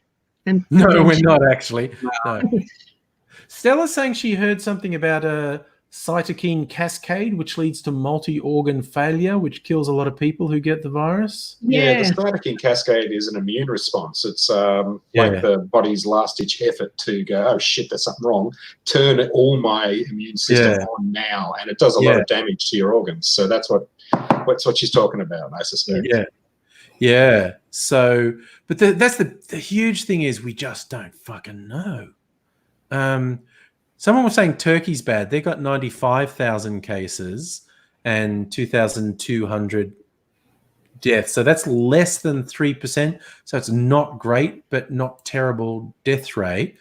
And in terms of infection, it's 1,150 per million people. So that's better than a lot of European places, better than the US. But lots worse than Australia, for instance. So, God, the weirdest thing is we just don't know. There is so much we don't know. And all the people weird me out who are acting like what's happening today, that's it. That's all that will ever happen. Today, what we see today, that's it. And it's like, dude, compare today to a month ago. I mean, not Australia, because we got it under control. But in the US, compare the US today with a month ago. And there's been like exponential growth in cases and deaths. And there's every indication it's going to continue getting worse through May. Again, we don't know for sure because it's so friggin' weird that we just don't know. But people who look at, oh, well, this it's done now. It's okay. No, you listen, it's the World Health Organization basically expected over 12 to 18 months almost everyone to contract the virus, at least 75% of the population. And if you don't get an effective treatment to reduce the death toll, globally, you're ending up with tens of millions of dead if that happens. Which, again, if we manage it, as awful as that number is, if you manage it so they spread out, that's kind of manageable. But if it gets out of control, so all the deaths happen in the first 3 or 4 months from now, then that's really, really, really, really bad because people who don't have to die are going to die. But people just look at, no, today, look, it's fine. It's like, dude, that's today. I'm not going to predict what a month or 6 months from now is going to be, but saying what happens today is going to happen every day is not that likely. Why not angry? New York has had a dip in the death rate. It's still really high, It's because most people are dead by now. 15,000 dead in New York. A third of all America's deaths are in New York. Yeah. But as soon as that dipped, it was like, oh, it must be over now. Let's just open everything up again. No. I was looking at the numbers yesterday, and New York was the 5th worst country in the world. Yes. Yes, absolutely. Yeah, you know.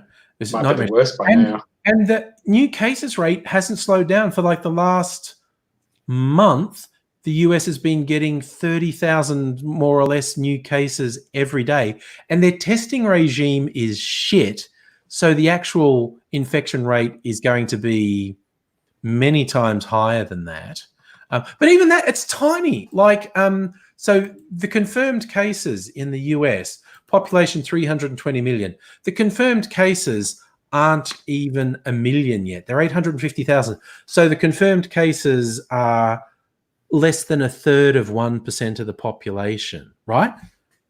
Tiny. And people are saying the real number is probably significantly higher, but 3% of the population. And there's probably a lot of deaths that aren't being recorded as well. But you're going, okay, 3% of the population doesn't sound so good. But yeah, the experts are saying the final number of infections are fucking probably going to be 75%. And we've only got 3% so far. It's like, no, we're not even at the beginning of the beginning. Yeah. Like people say, like, what stage of the movie are we at? Like, well, okay, with the disaster movies, it starts with people not believing the scientists. We're still there. We're not even at the end of the first act of the movie. The first act of the movie ends up with someone dying that the protagonist cared about. So we haven't reached that stage where people accept how serious it is yet. We're still at the opening scenes where no one believes the scientists who tell them something bad's going to happen. And isn't the first sign of grief denial? Oh, absolutely, yes. And then the first act ends when people start to understand how many people are actually going to die. And the second act is where it all gets out of control.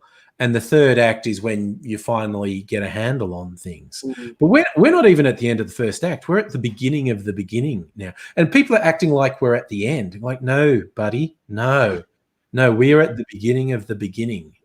David, I'm very sad to hear that. Your mum passed away, non-COVID related.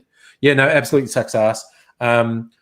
Being an orphan myself, it's not great. It is not great, buddy. It's one of those things in this world.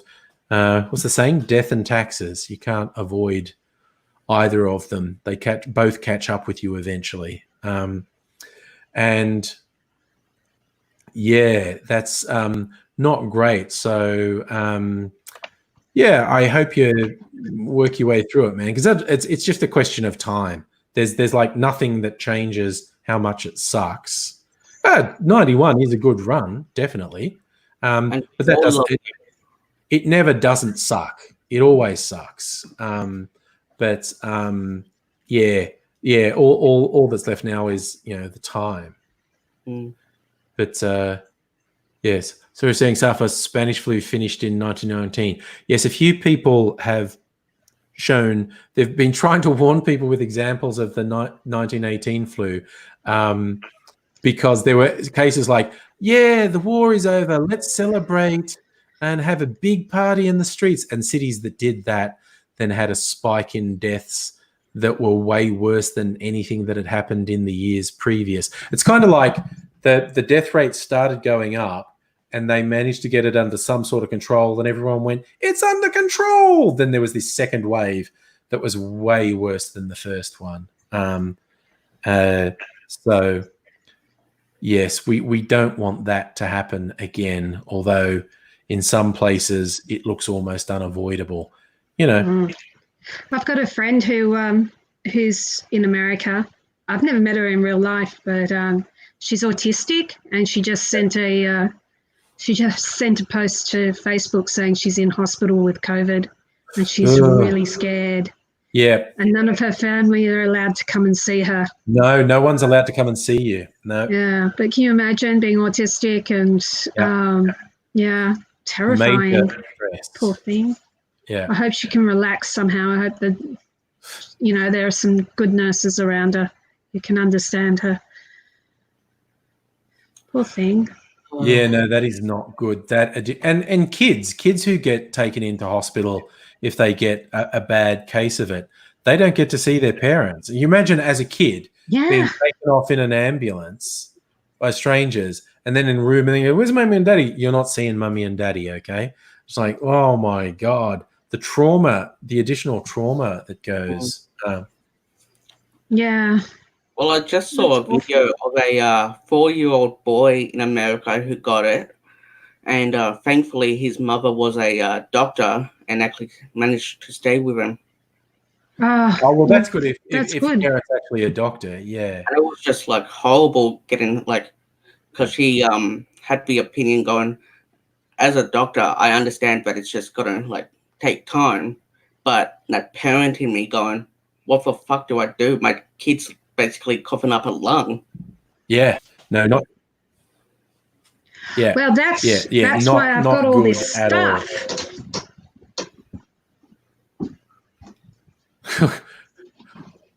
Now I'm fascinated about this stuff.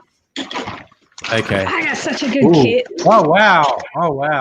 Drugs. And automated cocktail with that. Apparently, this one is fun.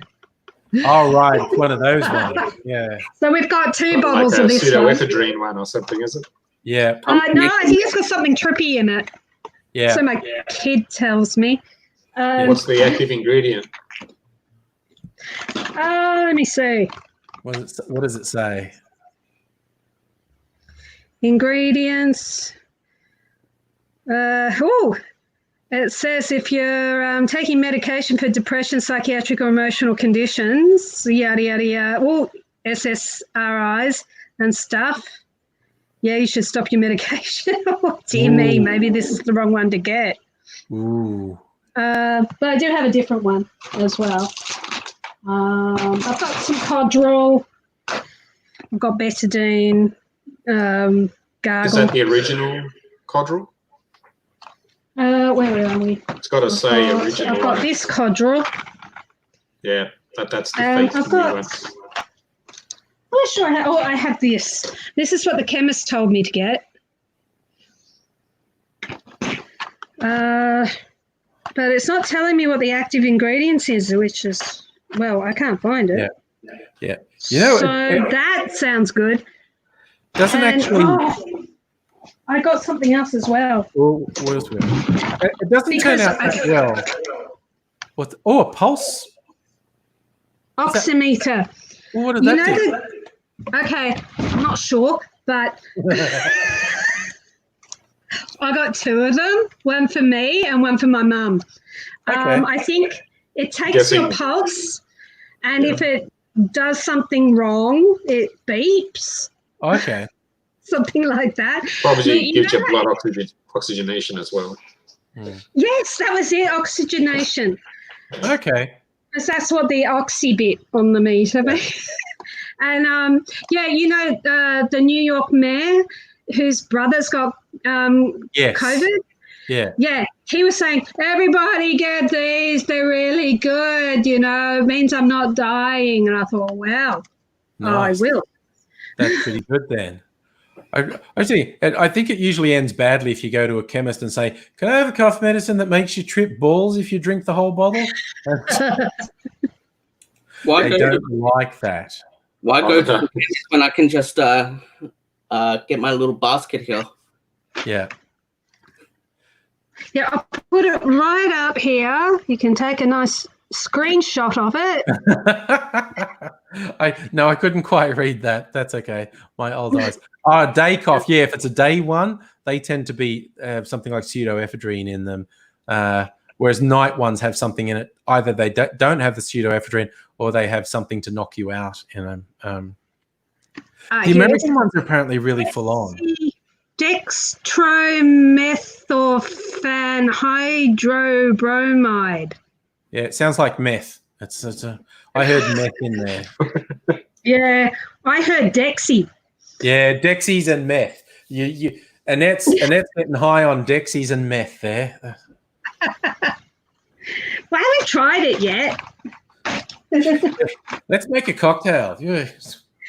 Dexies and meth. Dexies and meth cocktail. Oh my God, that's such a. Hey, it's bedtime. That second hour raced by. I didn't even notice. Oh. Well, I'm going to go because look, okay. It's in my skeleton. Before I go, I'm just going to see if it shows up glow in the dark at all because it should have. Make your screen bigger. Okay, wait a second. I'm going to turn the light out.